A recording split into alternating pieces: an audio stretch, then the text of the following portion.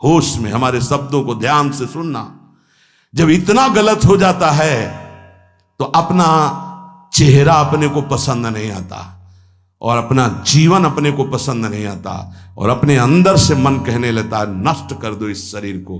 फिर वो जो आगे की लीलाएं होती, अच्छा ऐसा हुआ, फांसी लगा ली, जहर खा लिया, ये कर लिया, वो कर लिया।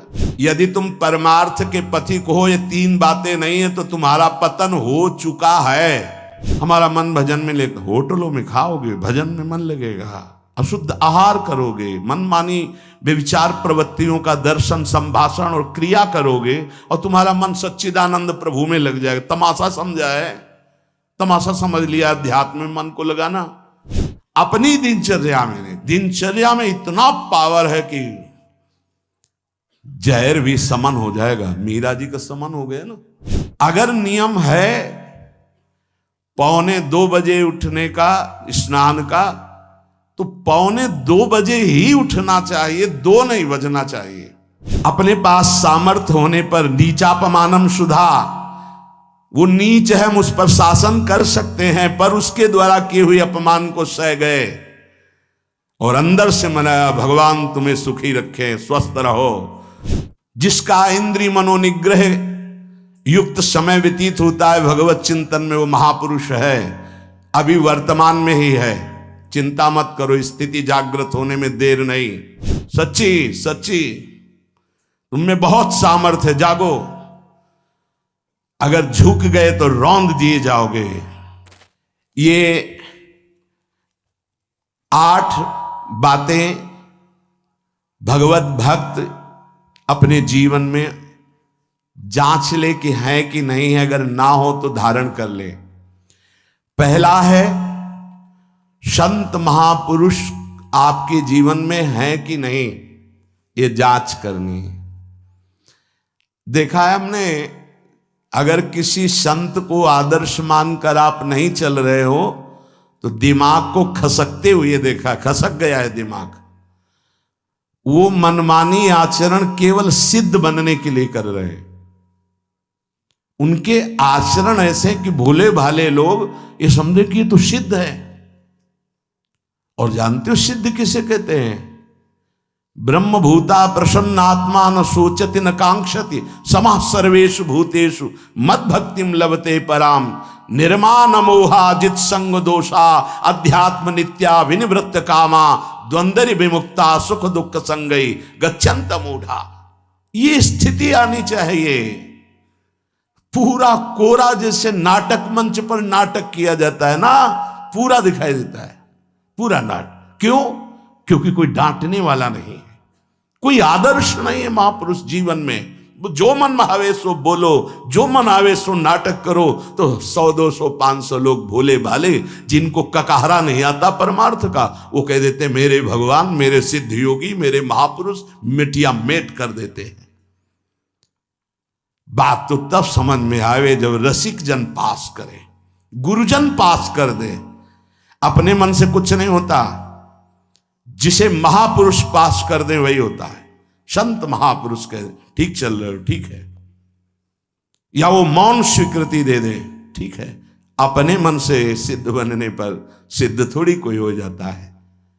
जीवन में तुम्हारे संत हैं कि नहीं, बस इतनी बात देखो। अब एक भगत जी आए थे, अपने लोग तो सबका आदर ही करते हैं। उनका दिव्य रूप से हनुमान जी हमारे सामने प्रकट हुए थे। सच्ची बात कह रहे हैं, जिस समय दिव्य रूप हनुमान जी ने धारण किया तो हनुमान जी महाराज के ही भाई पवन पुत्र भीम कंपायमान थे। भीम जैसे हनुमान जी वैसे भीम, बड़े बड़े पर्वतों को अपनी टक्कर से चूर करने की सामर्थ्य रखने वाले। अभी पैदा ही हुए थे भीम और गोद में लिए हुए माता कुंती चल रही थी। अचानक सिंह निकला, दहाड़ हुई तो गिर गए भीम। तो जो जिस चट्टान पे गिरे चकनाचूर हो गई चट्टान, और उस आवाज से भयभीत होकर भाग पड़ा सिंह। अभी गोद में बच्चा थे। वो भीम जिस समय प्रार्थना की कि भैया मैं तुम्हारा वो दिव्य रूप देखना चाहता हूं, तो उनका काहे को तुम व्यर्थ में ऐसा तुम नहीं देख पाओगे। तो उनका हमारी लालसा है, आपका छोटा भाई हूं तो अट्टहास किया हनुमान जी का वो दिव्य रूप कि कंपायमान होकर कह रहे थे, हे वायुपुत्र, हे पवन पुत्र, तुम अपने रूप का संवरण करो, मेरी सामर्थ्य नहीं। और वो व्यक्ति ऐसे कह रहा, मैं दिव्य हनुमान। हम कह रहे पाखंड मत करो, ठीक से चलो तो ये सब भगवत स्वरूप अनुभव में आ जाएंगे। ठीक से चलो, बड़ा विचित्र स्वरूप है। जब तक जीवन में कोई संत नहीं, तो हम ये देख रहे हैं कि वो जीवन या तो पाखंड में सकिल जाएगा और या तो व्यर्थ के चिंतन में फंसा हुआ अपने को मान लेगा कि मैं सिद्ध हूं। आपका शब्द, आपकी दृष्टि, आपकी चेष्टा, तस्मा शास्त्रम प्रमाणम ते, तब सिद्ध माना जाता है। बहुत सिद्धों के दर्शन हुए, गंगा किनारे सिद्धों का हमने कभी नहीं देखा ऐसा प्रमादी। सिद्ध प्रमादी नहीं होता। 95 वर्ष की आयु पूज्य स्वामी श्री ओंकारानंद सरस्वती जी महाराज 4 बजे एक अपने निज जन से कहते, वो स्वेटर पहना दीजिए।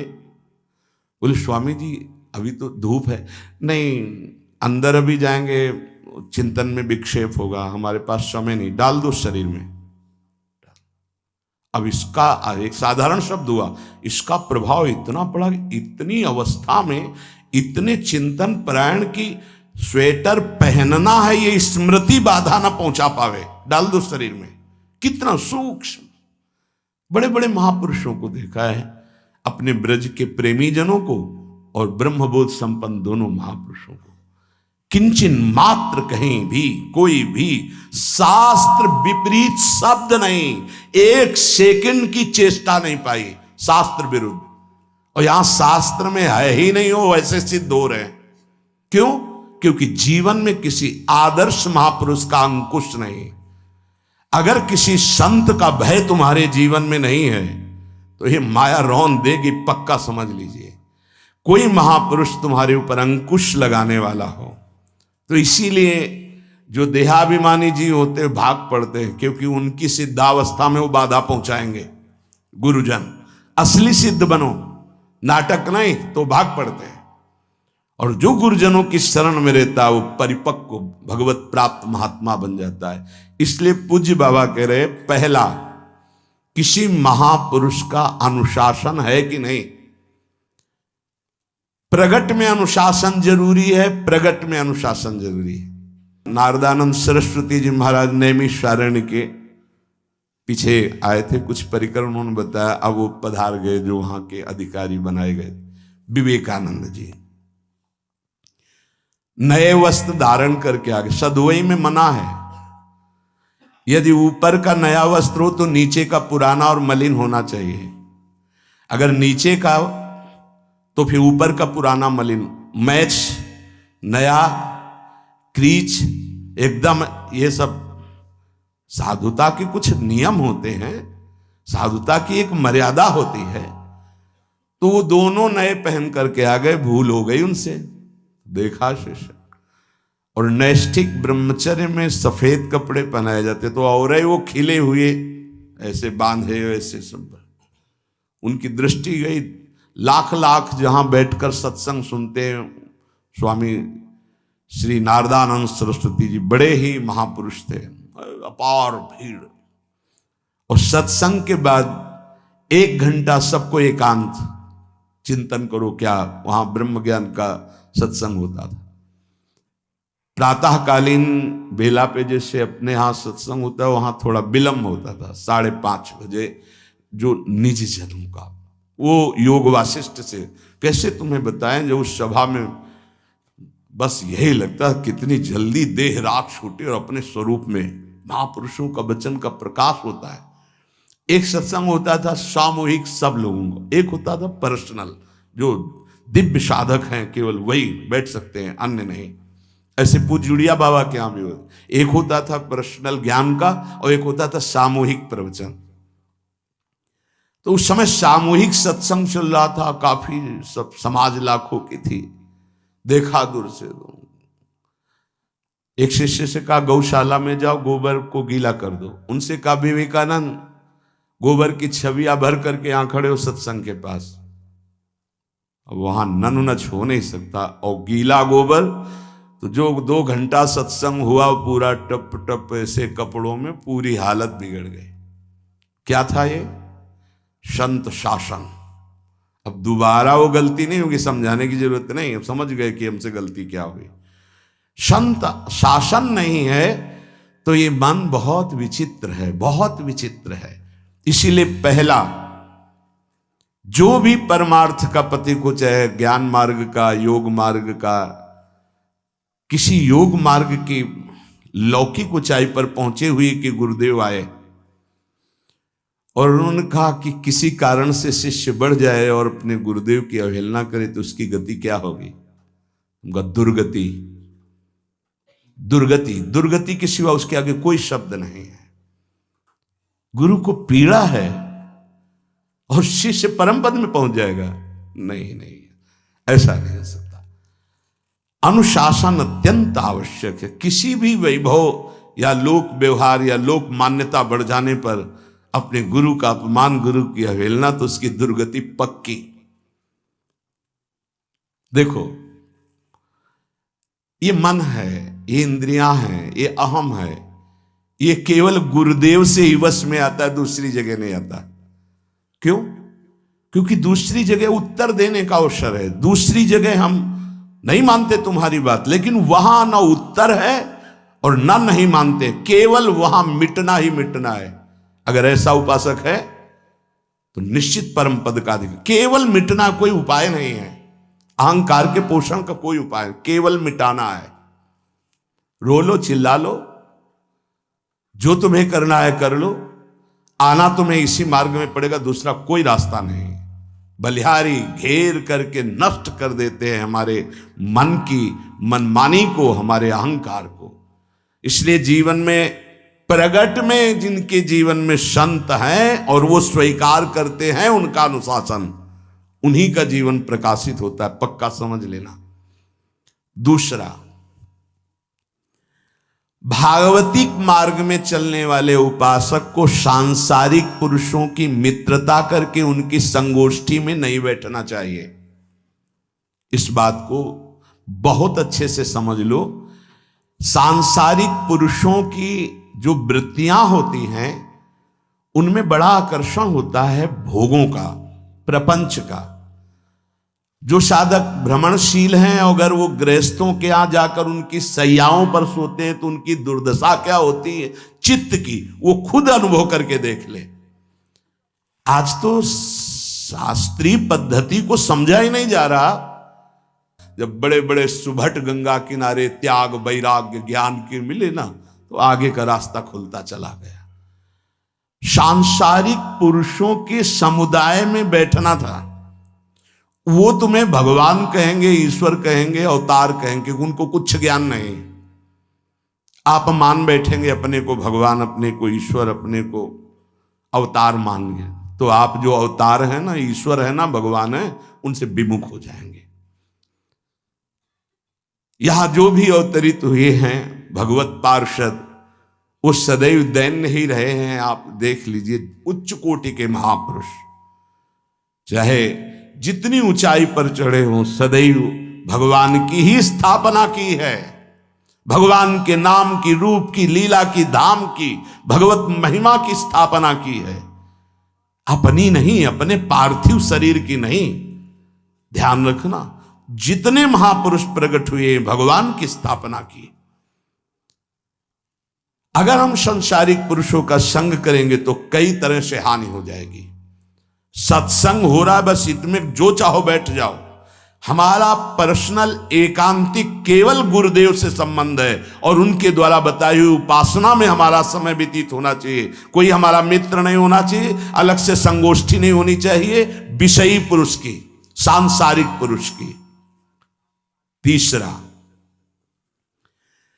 किसी भी अपनी निंदा करने वाले के प्रति कभी भी बुरा व्यवहार बर्ताव नहीं करवाना चाहिए, क्योंकि भगवान प्रेरित करते हैं निंदा करा करके महान बनाने के लिए। ये शब्द याद कर लो। जब तुम्हारी निंदा होने लगे, प्रतिकूलता होने लगे, विपत्ति आने लगे, संकट सताने लगे, तो जान लेना कि तुम्हारी अध्यात्म की भूमिका उठने वाली है, पक्का। ये अध्यात्म की भूमिका उठना बहुत कठिन होता है। अध्यात्म का प्रवचन कर लेना बहुत सरल होता है, नहीं? हाँ, चमड़ी को चिकनी करके और अध्यात्म का प्रवचन करने में कोई कठिनता नहीं, लेकिन चमड़ी और दमड़ी का राग मिटा दे फिर अध्यात्म की तरफ चले, ये किसी फक्कड़ महात्मा का कृपा पात्र ही होगा जो फकीर होगा, जिसने विश्व की समस्त भोग वासनाओं को रौंद करके अपने स्वरूप में स्थित हो गया। ऐसे महात्मा के संग के बिना अध्यात्म का रंग नहीं चढ़ सकता, और देखने को मिल रहा है। जब तक हमें अध्यात्म का परिचय नहीं है तब तक कहीं भी हम राजी हो जाते हैं। अरे राजी होने को तो टाकीज के सामने देखो जाके, हजारों की भीड़ लगती, लाइन में खड़े होते हैं, पैसा देते हैं, और क्या देखने जाते हैं? झूठा तमाशा। उनको आप क्या कहोगे? ज्ञानी कहोगे? सत्संगी कहोगे? भीड़ का इकट्ठा हो जाना कोई अध्यात्म का चमत्कार नहीं होता। तो अध्यात्म का चमत्कार तो अंतर की वृत्ति का परिवर्तन हो जाना होता है। नहीं तो अगर एक नृत्य करने लगे ना तो हजारों उसको देखने खड़े हो जाते हैं। फिर 14 संगीत बज रहे हैं, फिर इसके बाद अगर हजारों ये बैठे मनोरंजन कर रहे हैं तो इनका कोई महत्व तो नहीं। अगर एक महात्मा कह देता है कि तुम वास्तविक भगवत मार्ग के पथिक हो तो धन्य हो गया जीवन, और 1 करोड़ लोग कह दें कि परमार्थ का पथिक है तो मान्यता नहीं मानी जाएगी। ये अध्यात्म है, अध्यात्म। इसीलिए कह रहे हैं कि सांसारिक पुरुषों की संगोष्ठी में रति न करे। तीसरी, अपनी जब कोई निंदा करे तो उसका भला जरूर मना देना, बुरा मत मना देना, नहीं तो अध्यात्म छूट जाएगा। अपने पास सामर्थ्य होने पर नीचापमानम सुधा, वो नीच है, हम उस पर शासन कर सकते हैं, पर उसके द्वारा किए हुए अपमान को सह गए और अंदर से मनाया, भगवान तुम्हें सुखी रखे, स्वस्थ रहो, और कभी भी हम आपका विरोध नहीं करेंगे। जब अवसर मिले तब फिर हमारी निंदा करना, भगवान तुम्हें स्वस्थ रखे, तुम्हारा कभी अमंगल न हो। ध्यान रखना, अध्यात्म। चौथा, अपने मुख से कभी किसी की निंदा ना करना। निंदा व्यक्तिगत नाम लेकर के की जाती है, सिद्धांत सार्वभौम वर्णन होता है। जैसे यहां हम कह रहे हैं, वो निंदा सिद्धांत के विपरीत आचरण में जो चलते हैं उनकी है। कौन है? नाम नहीं है, रूप नहीं है। सिद्धांत में चलना एक ये मार्ग है, सिद्धांत से बिलक चलना ये पाखंड है।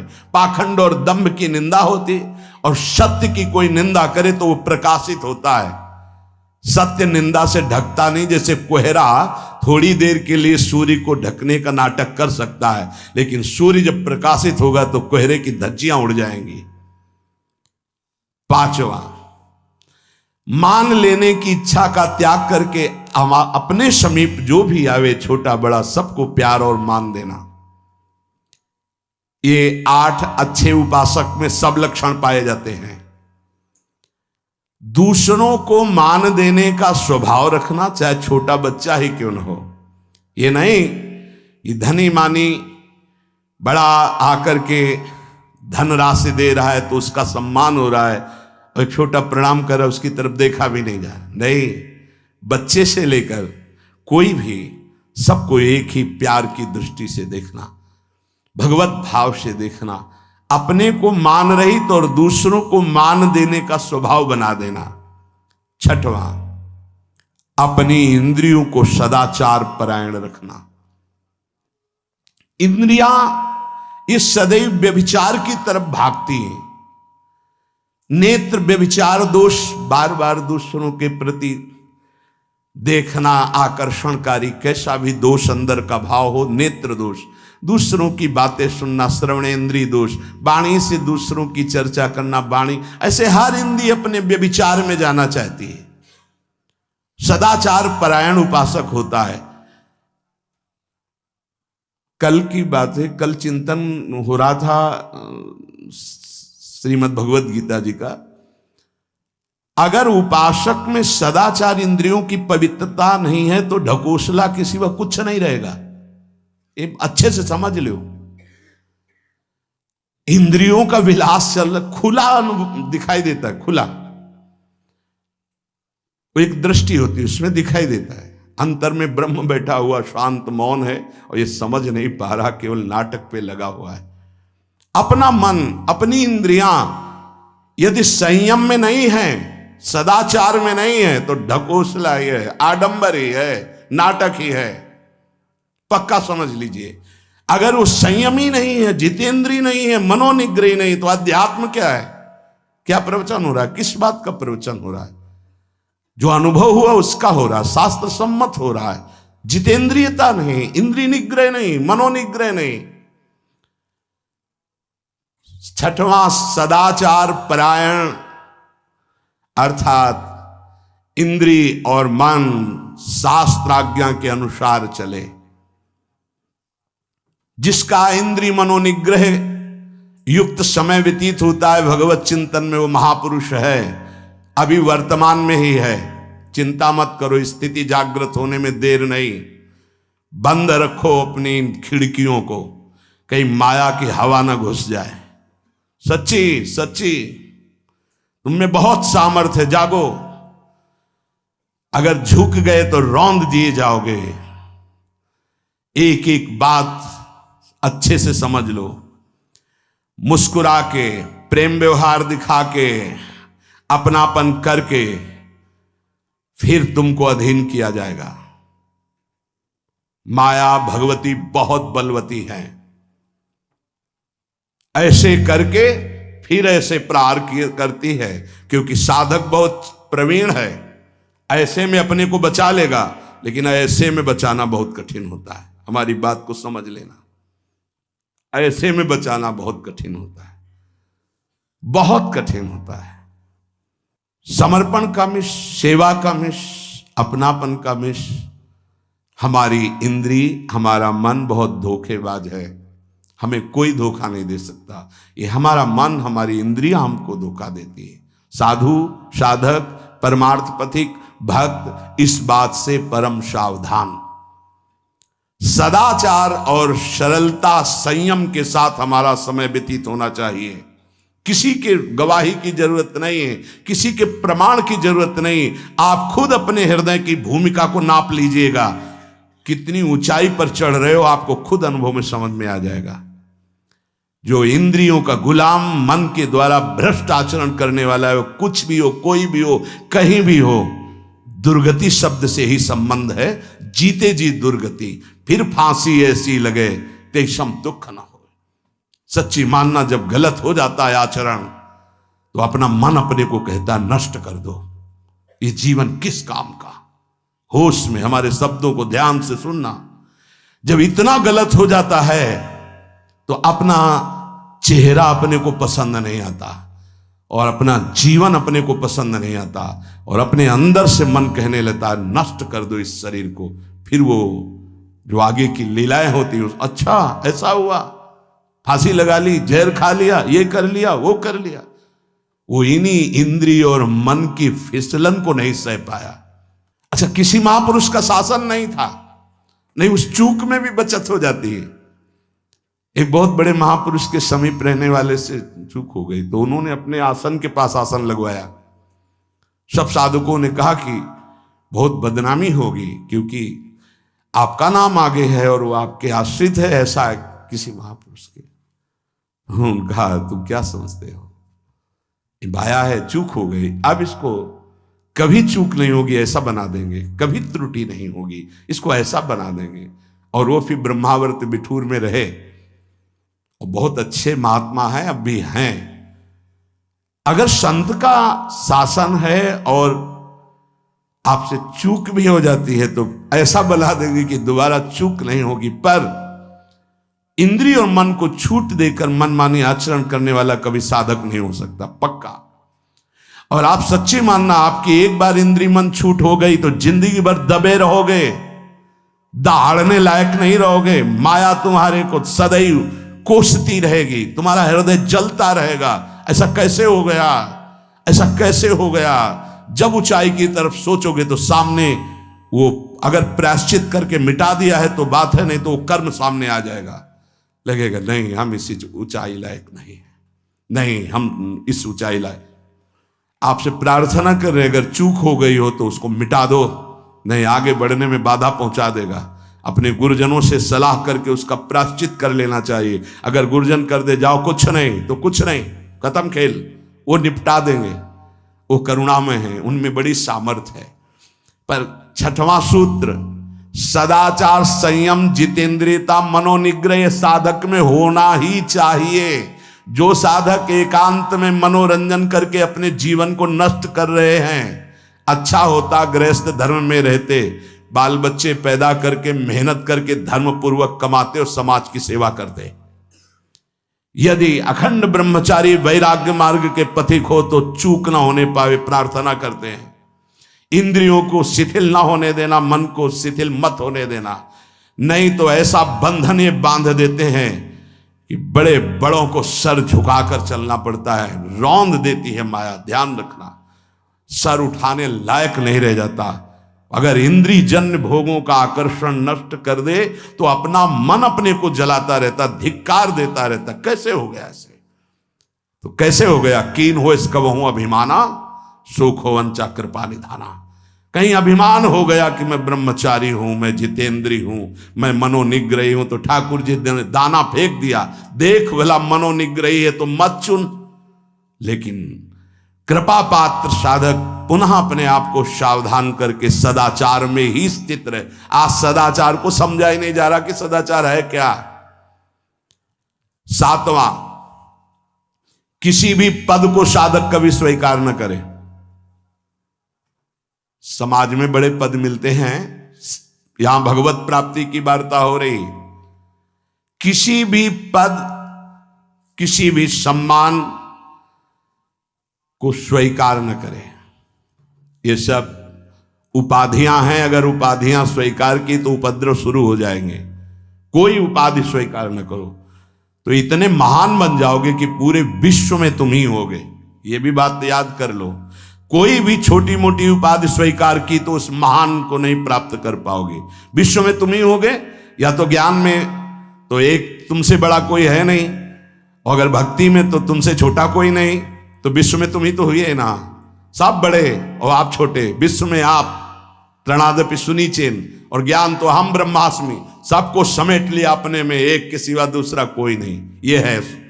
यह है उपाधि रहित महापुरुष की स्थिति। कोई उपाधि स्वीकार न।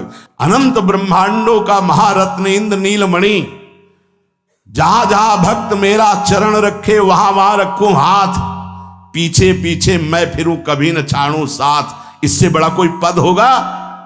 निरपेक्षम मुनिम शांतम निर्वैरम समदर्शनम अनुब्रजाम्य हम नित्यम पूये अत्यंगुरेणु भी।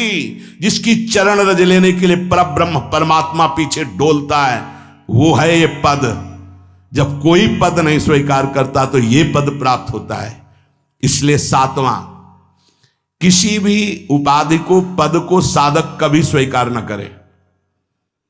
आप यहां के अमुक बन करके अमुक नहीं, सेवाएं सब हैं पर सेवक हूं, कोई पद नहीं। देख लो बड़े बड़े महापुरुषों को।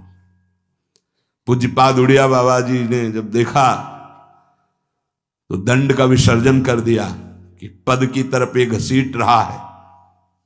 गंगा जी में महाप्रभु चैतन्य देव जी ने गंगा जी में जो हमारे परम पद के बीच में आएगा वो सबका प्रवाहित कर देना ही उचित है। बहुत समझना, पूरे जीवन भर याद रखना, यह अध्यात्म है। अध्यात्म कभी कोई भी उपाधि स्वीकार ना करे। वो बहुत जल्दी उपाधियां सामने लिख दी जाती है, तभी कोई वो स्थिति ही नहीं आती। उपाधि, हमारे ब्रजमंडल में एक से एक महापुरुष हुए हैं। बाबा प्राणधन रहे हैं, कितने संत महापुरुष, और उनको यहां प्यार से ब्रजवासी जन मेरो बाबा प्रिया प्रीतम के लाडले। कोई उपाधि नहीं, कोई पदवी नहीं, कोई प्रतिष्ठा नहीं। और आठवां, ये आखिरी, किसी भी परिस्थिति में अपने आराध्य देव का चिंतन ना छूटने पावे। पूर्णता, ये तभी हो सकता है जिसके जीवन में ये तीन बातें हैं। आखिरी वाली बात, किसी भी परिस्थिति में अपने लक्ष्य का चिंतन न छूटने पावे। ये तीन बातें जिसके जीवन में है तो ये आखिरी बात पूर्ण होगी। आखिरी और पहली दो बहुत जोर की बात थी। पहली थी किसी संत महापुरुष का शासन, और पूर्णता आई किसी भी परिस्थिति में अपने लक्ष्य का चिंतन न छूटना। बीच में अपने आप सब आ जाएगा। तीन बातें, पहली व्यवहार शुद्धि, दूसरी नियम निष्ठा, और तीसरी प्रतिज्ञा पालन। तुम चाहे जिस संप्रदाय के हो, जिस वर्ण के हो, चाहे जिस आश्रम के हो, और चाहे जो हो, यदि तुम परमार्थ के पथिक हो, ये तीन बातें नहीं है तो तुम्हारा पतन हो चुका है। पतन हो जाएगा नहीं, नाप लो, तुम्हारा पतन हो चुका है। पहला, व्यवहार शुद्धि। आपका जीवन किस मार्ग का पथिक है? बोले गृहस्थ। आप अपनी मर्यादा में, आपकी जो मर्यादा है प्रवृत्ति मार्ग की, उसी के अनुसार एक सीमा में रहकर आपका इंद्रियजन्य व्यवहार। दूसरा, आप कौन? विरक्त मार्ग के पथिक। अब निवृत्त मार्ग के पथिक के बहुत से रास्ते हैं, संन्यास, योग मार्ग, अमुक अमुक अमुक अमुक, लेकिन हर निवृत्ति मार्ग का एक ही उपदेश है, उसका व्यवहार शुद्ध होना, इंद्रिय संयम, मनोनिग्रह। अगर वैरागी होकर इंद्रिय संयम नहीं है, मनोनिग्रह नहीं, तो उसका व्यवहार अशुद्ध है। इसी में सब आ जाएगा, सब कुछ, सारा व्यवहार आ जाएगा। गृहस्थ होकर यदि उस सीमा के अंतर्गत नहीं, बाहर भ्रष्ट है, तो साधक ही नहीं। विरक्त होकर यदि उसका व्यवहार शुद्ध नहीं, देखो चूक हो जाना अलग बात होती, हो गई गलती, सुधार कर लो, पूरे जीवन में पुनरावृत्ति ना हो। हमारी आखिरी श्वास तक भगवत प्राप्ति का रास्ता शास्त्र देता है। अगर आपसे चूक हो गई, अभी तक समय बर्बाद हो गया, अब सुधार लो, अब बना लो। बहुत बड़ी फिसलन माया की है। अगर आपको समझ में आ गया कि अब हमें सुधरना चाहिए, आज से सुधर जाओ, आज से भगवत प्राप्ति हो जाएगी। बड़ा अनुभव हो जाएगा आपको कि पीछे मैं ऐसा, अब आगे चल करके ऐसा भगवत कृपा से हो गया। व्यवहार शुद्धि। व्यवहार शुद्धि, एकांत शुद्ध। एकांत बहुत पवित्र होना चाहिए। व्यवहार प्रगट में जब समाज में होगे तो है ही। ये बात बार बार हम इसलिए बोल रहे हैं कि परमार्थ का पथिक बाहरी व्यवहार की शुद्धि तो दिखा देता है, लेकिन आंतरिक बहुत अशुद्ध आचरण होते हैं। इसीलिए अध्यात्म की उन्नति नहीं होती। आपका शरीर पवित्र, आपके विचार पवित्र, आपका मन पवित्र, तब आप परम पवित्र भगवान से अपनापन कर पाएंगे। ध्यान रखना, आपका शरीर अपवित्र, आपके विचार अपवित्र, आपका मन अपवित्र, आप ऐसे ही भगवत प्राप्ति कर लेंगे। जहां मन आया वहां खा लिया, जो मन आया वो देख लिया, जो मन आया वो छू ले, ऐसे भगवत प्राप्ति हो पाएगी। ये जो हमारा मन भजन में ले, होटलों में खाओगे, भजन में मन लगेगा, अशुद्ध आहार करोगे, मनमानी व्यभिचार प्रवृत्तियों का दर्शन, संभाषण और क्रिया करोगे, और तुम्हारा मन सच्चिदानंद प्रभु में लग जाएगा। तमाशा समझा है, तमाशा समझ लिया अध्यात्म में मन को लगाना। आहार शुद्ध नहीं, विचार शुद्ध नहीं, आचरण शुद्ध नहीं, चार लोग बैठे हैं उसी में अपनी इंद्रियों को बार बार तुम आकर्षण, शरीर आकर्षण की तरफ ले जा रहे, दिखाई नहीं दे रहा है क्या स्थिति तुम्हारी? बात करेंगे, ब्रह्म ज्ञान के नीचे बात ही नहीं। अरे कुछ नहीं है। संयम से चलो, सदाचार से चलो, पवित्रता से चलो, तो कोई संशय ही नहीं रह जाएगा। पर संयम, सदाचार, पवित्रता, ये सब केवल ग्रंथों में लिख रहे हैं, पर अपने तो सौभाग्यशाली है ना, चल सकते हैं, अपने को अवसर मिला है। जो नहीं चल पा रहे हैं वो कम से कम सुन तो रहे हैं, चलने की तैयारी कर रहे हैं। लेकिन आप लोग तो चलने की तैयारी नहीं, चल चुके हैं। आप अपने को बचा लीजिए, आप अपने को संभाल लीजिए। पूज्य बाबा कह रहे हैं व्यवहार शुद्धि, नियम निष्ठा, प्रतिज्ञा पालन नहीं तो वो पतित हो चुका है। पतित हो जाएगा नहीं, पतित हो चुका है। दूसरा है नियम निष्ठा, जो तुम्हें गुरु ने दी है या स्वयं धारण की है। दोनों बातें होती। जब कितना, कौन कौन सी दिनचर्या के नियम, कितना पाठ, क्या सेवा, इनका नियम होता है। हमारा नियम है इतने बजे उठ जाना, हमारा नियम है ये पाठ करना, हमारा नियम है ये करना। उन नियमों को कोई देखे ना देखे, हमें प्राणपण से पालन करना है। अपनी दिनचर्या में इतना पावर है कि जहर भी समन हो जाएगा। मीरा जी का समन हो गया ना, तो आप कहोगे वो तो मीरा जी थी, तो मीरा जी में क्या था? मेरे तो गिरधर गोपाल दूसरों कोई, लाओ तुम भी मीरा जी बन जाओगे। मेरे तो गिरधर गोपाल दूसरों न कोई, तो जहर जिससे प्रकट हुआ है, जहर भी तो उसी से प्रकट हुआ है ना, परमात्मा तत्व से ही, तो औषधि भी उसी से है। धन्वंतरी जी ने शोध करके कहा, अच्युत गोविंद हरि इन नामों को जो निरंतर जपता है कोई प्रभाव नहीं डाल सकता, विरोधी भाव कोई प्रभाव नहीं डाल सकता। समस्त औषधियों की परम औषधि भगवन नाम। मीरा जी की जिह्वा पे नाम, हृदय पे नाम, प्रहलाद जी की जिह्वा पे नाम, हृदय पे नाम। का बड़े बड़े सर्पों से डसवाया, विष पिलवाया प्रहलाद जी को। क्या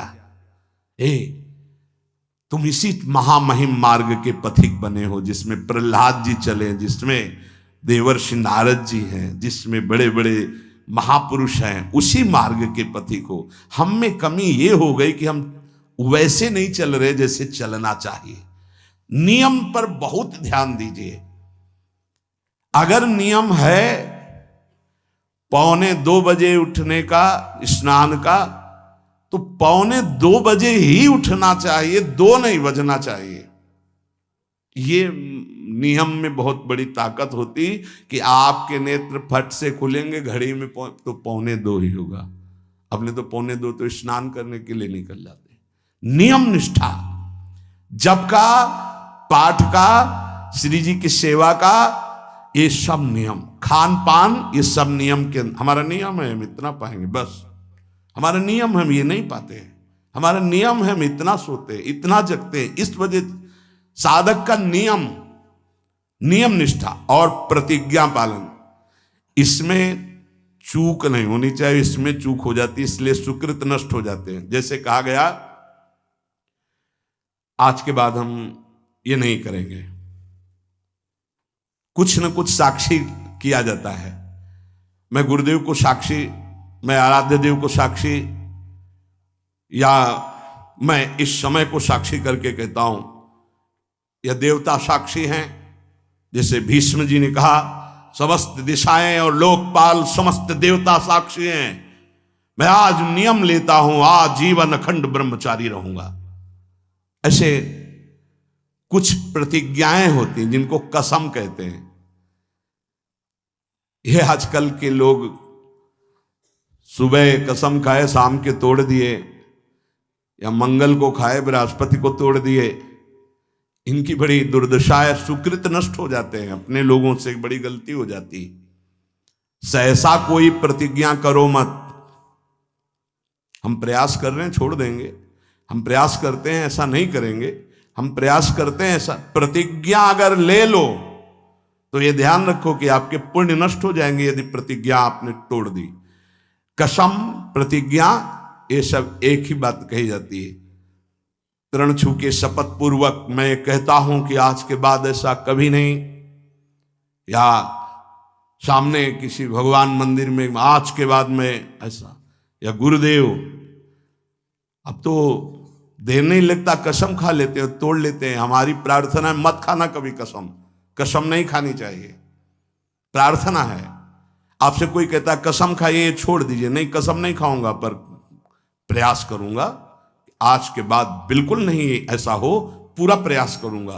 प्रयास सफल होगा फिर हम आपसे कसम खा लेंगे। अभी हमें कुछ महीने के लिए छूट दीजिए, मैं बिल्कुल नहीं करूंगा, पर कसम नहीं खाऊंगा, प्रयास कर रहा हूं। कसम ऐसे मत खाओ, प्रतिज्ञा ऐसे मत लो। यदि प्रतिज्ञा ले ली तो चाहे प्राण निकल जाए, अब नहीं, ये ध्यान कर लीजिए। अगर 3 बातें साधक में हैं तो परिपक्व अवस्था आने में देर नहीं लगेगी, 8 लक्षण आ जाएंगे। पहला, व्यवहार पवित्र शुद्ध। दूसरा, जितने नियम लिए हैं निष्ठापूर्वक निर्वाह। तीसरा, प्रतिज्ञा करिए मत, तो कर ली प्रतिज्ञा तो जीवन चाहे नष्ट हो जाए प्रतिज्ञा नहीं टूटेगी। जैसे ये प्रतिज्ञा ही है वैराग्य भेष, इसमें कसम खाई नहीं जाती, स्वाभाविक कसम है। अब देख लो इसके निर्वाह का क्या जीवन